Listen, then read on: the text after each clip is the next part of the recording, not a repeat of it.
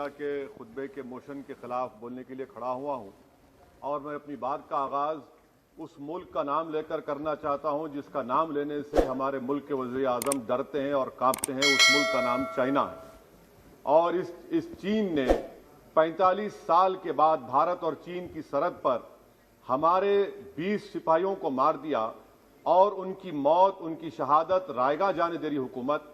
जिस मुकाम पर इनको मारा गया था उस मुकाम पर आज भारत की फौज PP4, PP8 तक हम पेट्रोलिंग नहीं कर सकते। आज अरुणाचल प्रदेश में चीन, भारत के LAC में चीन ने गांव को बसा दिया। ये सरकार चीन से लफ्जी तौर पर इस बात का एहतजाज करने की ताकत नहीं रख सकती कि आपने भारत के LAC के अंदर एक गांव को बना दिया। नकुला सिकम में चीन घुस रहा है। आखिर क्या डर है उस हुकूमत को और खास तौर से वजीर आजम को कि वो चीन का नाम लेने से डरते हैं? भाई, मुल्क की सालिमियत का मसला है। मुल्क की जमीन पर चीन कब्जा करते जा रहा है और भारत के वजीर आजम चीन का नाम नहीं लेते। मैं उम्मीद करता हूं कि जब वजीर आजम अपना रिप्लाई देंगे तो वो हिम्मत दिखाएंगे और चीन का नाम लेकर कहेंगे कि चीन यहां पर इन जगहों पर घुसा हुआ है। सर, चीन आज भी अपना इंफ्रास्ट्रक्चर बढ़ा रहा है, वहां पर फौज को बढ़ा रहा है। मैं सरकार से जानना चाहता हूं कि जब बर्फ पिघल जाएगी दोबारा चीन हमला करेगा भारत की फौज पर, तो आप इसके लिए क्या तैयारी कर रहे हैं? और सर, मैं ये तकरीर इसलिए भी कर रहा हूं क्योंकि मैं एक आंदोलन जीवी हूं। मैं एक आंदोलन जीवी हूं, मुझे उसका फख्र है, इसलिए मैं खुल के बोल रहा हूं। अल्फाज छाप कर, किसी से डर कर बोलना मेरी फितरत में नहीं है। अफसोस तो इस बात का होता है सर कि जिस जगह पर हमको इंफ्रास्ट्रक्चर बनाना था हमने टिकरी पर बना दिया। जिस जगह पर हमको वो इंफ्रास्ट्रक्चर बनाना था हमने सिंगूर में बना दिया। जो इंफ्रास्ट्रक्चर की जरूरत थी हमने गाजीपुर पर बना दिया, अरुणाचल प्रदेश में नहीं बनाया। आखिर हो क्या रहा है? क्या किसान से जो बर्ताव किया जा रहा है वो ऐसा लग रहा है कि वो चीन की फौज बनी हुई है और जो चीन की फौज से बर्ताव किया जाना था आप किसानों से कर रहे हैं। तो मैं इस हुकूमत से जानना चाहता हूं कि इंफ्रास्ट्रक्चर और ये किसानों से क्यों जुल्म किया जा रहा है? सर, यहां पर ये तीनों कानून को लेना पड़ेगा वापिस आपको, आपकी अना को थोड़ा मिटाना पड़ेगा और तीनों कानून को वापस लेना पड़ेगा। सर, यहां पर मेरे को साहिर लुधियानवी का एक शेर याद आ रहा है।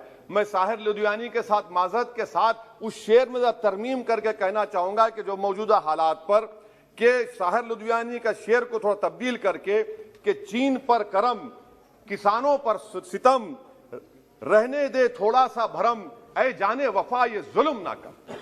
ये साहिर लुधियानवी ने कहा था। हाँ, आपसे पूछ के करेंगे क्या? आप तो टुट्टे शायर हैं, ना शायरी आती आपको, ना ज़ौक है, ना कुछ है, बोले जाते हैं क्या क्या बोलते हैं आपको ही मालूम। बहरहाल सर, ये जो किसानों का कानून है इसमें क्या काला है? काला इसमें यह है कि इस हाउस को एग्रीकल्चर स्टेट सब्जेक्ट है और कहां लिखा है संविधान में? एंट्री 14, एंट्री 28, शेड्यूल 7 में। और यह फेडरलिज्म के खिलाफ है। केशवानंदा भारती खास तौर पर कहता है कि फेडरलिज्म बेसिक स्ट्रक्चर है। तो यह सबसे बड़ा काला है। और सर, ये पूरा किसानों के एजिटेशन से क्या बात मालूम हुई कि सरकार को इस लोकसभा की अजमत, इसकी खूबसूरती की कोई इनके पास हैसियत नहीं है। सरकार इस ऐवान से डरती नहीं है। सरकार किससे डरती है? जब लोग रोड पर निकल कर आते हैं तो मोदी जी की नींद हराम हो जाती है। तो वही आप पैगाम दे रहे हैं कि लोग रोड पर निकले तो सरकार कहती है कि हम 1.5 साल तक कानून को मुलतवी कर देंगे। अरे आप कैसा बोलते? क्या इस ऐवान की तौहीन नहीं है कि आप यहां पर कानून अपनी ताकत की बुनियाद पर बनाते हैं और इस लोकसभा की अजमत को निस्तनाबूद कर देते हैं? तो ये बात आपने पैगाम दी कि जब लोग रोड पर निकल कर आते आप डरते हैं। आप बनाओ CAA के रूल्स, इंशाअल्लाह हम दोबारा रोड पे निकलेंगे, पूरे भारत में उसके खिलाफ एहतजाज होगा। सर, तीसरी बात, सबका साथ, सबका विकास, सबका विश्वास, यह भी झूठ है। क्यों झूठ है? बाबरी मस्जिद के डेमोलिशन का केस आता है, जजमेंट आता है और केस में कहा जाता है कि किसी ने नहीं तोड़ा। अगर सरकार उस जजमेंट के खिलाफ अपील क्यों नहीं करती? अपील क्यों नहीं करती? एक क्रिमिनल एक्ट सुप्रीम कोर्ट ने कहा डेमोलिशन ऑफ बाबरी मस्जिद को। आप हुकूमत में हैं, आप अपील इसलिए नहीं कर रहे क्योंकि आप अपने लोगों को पैगाम देना चाहते हैं। क्या पैगाम देना चाहते हैं? कि बेटा काशी मथुरा में भी तोड़ दो, हम तुम्हारे साथ हैं। अपील नहीं करना चाहते बाबरी मस्जिद डेमोलिशन केस को। क्या आप इंसाफ पसंद नहीं है? क्या आप मजलूम के साथ नहीं खड़े रहना चाहते? क्या आप जालिमों को जेल में नहीं भिजाना चाहते जिन्होंने 6 दिसंबर को बाबरी मस्जिद को शहीद किया? आपकी खामोशी इस बात का इकरार है कि आप तशद्दुद पसंद हैं। आप जबर के नाम पर आपके पास कानून की बालादस्ती का कोई रोल नहीं है। सर, चौथा पॉइंट, आंदोलनजीवी पैरासाइट। सर, जमहूरियत की बका के लिए, संविधान की बका के लिए आंदोलन करना जरूरी है। और वजीर आजम या कोई बरसर इख्तिदार जमात के लोग अगर आंदोलनजीवी पैरासाइट का लफ्ज इस्तेमाल करेंगे तो मैं याद दिलाना चाहता हूं सर आपके जरिए से इस हुकूमत को कि हिटलर ने जर्मनी में यहूदियों के खिलाफ इनको कॉकरोचेस का, टर्माइट्स का, उसके बाद 20 मिलियन, आप देखते हैं कि 2 मिलियन से ज्यादा यहूदियों को गैस के चैम्बर में डाला गया। इस तरह के अल्फाज इस्तेमाल करने से क्या आप भारत में वही जर्मनी की तारीख को दोहराना चाहते हैं? और सर आप सुन लीजिए। जी सर, थोड़ा बहुत क्या सर बोलते समय में। हाँ सर, जी सर, आप आगे ना सर, आप प्रोटेक्शन है मुझे, अब तो कोई फिक्र की बात नहीं, और खुल के बोल सकते सर। आप आ गए सर, स्पीकर आ गए सर, अब तो क्या है सर, आप हमारे लिए हैं। सर, यहां पर आंदोलनजीवी आंदोलन नहीं करना।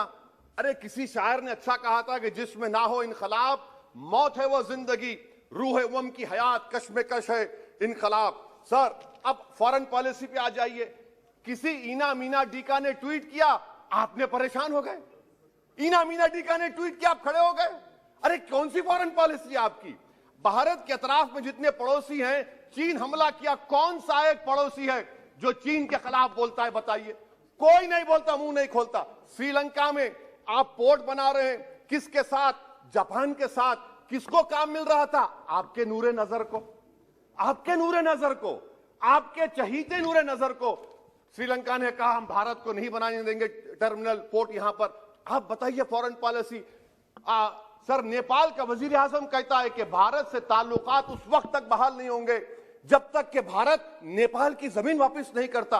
कहां सो रहे हैं सर आप?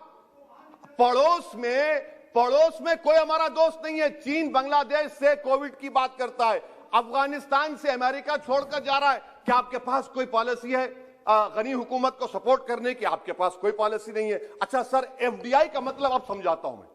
एफडीआई का मतलब यह है कि 5 फरवरी को ब्रैड शर्मन जो अमेरिका के रिप्रेजेंटेटिव, उनके पास भारत के अमेरिका के सफीर गए, तो ब्रैड शर्मन ने ट्वीट कर कहा कि भारत सरकार को इंटरनेट खोलना चाहिए, भारत सरकार को पीसफुल प्रोटेस्ट करना चाहिए। कौन होता है ब्रैड शर्मन जो भारत को सिखाए? ये एफडीआई है। और भारत सरकार का डिप्लोमेट, एम्बेसडर बैठकर उनका लेक्चर सुनता है, और उसके बाद क्या होता है? 3 दिन के बाद आप कश्मीर में इंटरनेट खोल देते हैं। ये आप एफडीआई कर रहे हैं, हम नहीं कर रहे हैं। अच्छा, बात कश्मीर की आई। कौन है इम्तियाज, कौन है अबरार, कौन है इब्रार? इनको शोपियान में एनकाउंटर पर मार दिया गया, प्रूव हो गया। और ब्रिगेडियर आरा सेक्टर का जिसने इनको टेररिस्ट कहकर मारा, उसको अवार्ड देते हैं आप। सर, इन मरने वाले कश्मीरियों के लिए कौन रोएगा? क्या वजीर आजम रोएंगे? क्या वजीर आजम रोएंगे? क्या कोई रोएगा? अच्छा सर, एक और बात सर, एक और बात। हाँ, एक और बात आई कि शादी के घर में गुस्सा होता है। अरे ये कौन सी शादी की बारात है कि 18 लाख करोड़ टैक्स मिलता है और 36 लाख करोड़ ये सरकार खर्चती है? क्या शादी कर रहे हैं आप? वाह वाह, माने वाकई में आपकी इकोनॉमिक पॉलिसी को सलाम कि 18 लाख करोड़ टैक्स में मिलते हैं, 36 लाख आप लोग शादी में खर्चते हैं। मुबारक हो आपको, बड़ी शानदार घर है यह शादी का। अच्छा सर, दिल्ली का लॉ एंड ऑर्डर, 1 साल में 3 बड़े दंगे हो गए। एडवोकेट्स पुलिस, उसके बाद CAA का राइट हुए 50 से ज्यादा, उसमें लोग मारे गए। 20 से ज्यादा मसाजिद को नुकसान जला दिया गया। 26 जनवरी। सर, क्या ये सरकार जिम्मेदार नहीं है? 2 मिनट सर, क्या ये सरकार जिम्मेदार नहीं है? आपकी सरकार है, आपका होम मिनिस्टर, आप रोक नहीं पा रहे। आपकी कमजोरी और आपकी नादानी की वजह से, आप में दूरअंदेशी नहीं है, आप उसको अलाउ कर रहे हैं। और फैजान के कातिल कौन है? क्यों नहीं पकड़ा फैजान के कातिल को आपने अब तक? जिन बच्चों को रोड पर मारा जा रहा था, जनगण मन बोला जा रहा था, एक तरफ तब तक नहीं पकड़े आप। अच्छा सर, आखिर में मैं आपको याद दिलाना चाहता हूं कि इसमें एस्पिरेशनल डिस्ट्रिक्ट्स 11 में से 20 बैकवर्ड डिस्ट्रिक्ट्स नीति आयोग के सीमांचल मुस्लिम डोमिनेटेड है सर। सीमांचल में कटिहार, पूर्णिया, अररिया है। सर, पूर्णिया का एयरपोर्ट सिविल टर्मिनल का काम क्यों नहीं होता सर? अब आ जाइए सर माइनॉरिटीज पर। 3 स्कॉलरशिप स्कीम है, मैं पुकार रहा हूं, मुतालिबा कर रहा हूं कि डिमांड ड्रिवन करो। सरकार ने 2020-21 में 3 स्कॉलरशिप के लिए 2265 करोड़ का ऐलान किया। कितने पैसे आपने दिए? सबका साथ, सबका विकास, सबका विश्वास, 436 करोड़ रुपए। किसको झूठ बना रहे हैं आप? पढ़िए आप लोग। अच्छा सर, उसके बाद आप देखिए कि कितने लोगों को कितने माइनॉरिटी स्कॉलरशिप नहीं मिली। 36,000 माइनॉरिटी स्कॉलरशिप नहीं मिली। और सबसे ज्यादा इलिटरेसी मुसलमानों की है, लेडीज की है। आप बोलते नहीं है। इसीलिए सर मैं आखिर में आपके जरिए से हुकूमत से अपील कर रहा हूं कि आंदोलन होगा, नाइंसाफी के खिलाफ आवाज उठेगी, संविधान को बचाया जाएगा। नरेंद्र मोदी भारत के वजीर आजम है, दिल्ली सल्तनत के बादशाह या जहांपना नहीं है। जिल्ले-लाही का दौर खत्म हो चुका है, जहांपना का दौर खत्म हो चुका है। मोदी की आंखों में आंखें डालकर उनकी गलतियों को बोला जाएगा। इसलिए शायर ने कहा था कि जो चुप रहेगी ज़बान खंजर, लहू पुकारेगा आस्ती का। बहुत बहुत शुक्रिया सर।